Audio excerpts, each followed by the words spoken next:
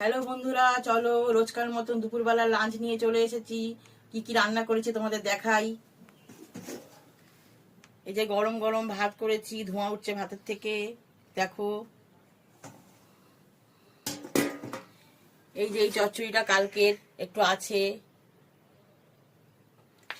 এটা হলো কুমড়ি শাক ভাজা।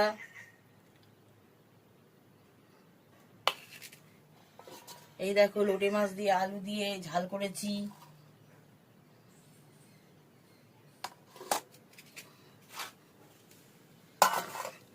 আর এই দেখো বেগুন দিয়ে আলু দিয়ে শাটিং মাছের ঝোল।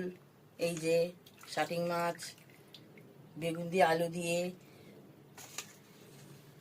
তোমরা কে শাটিং মাছ ভালোবাসো কমেন্টে জানাবে, একটা লাইক করে দেবে, আর চ্যানেলটাকে সাবস্ক্রাইব করে দেবে, আর শেয়ার করে দেবে।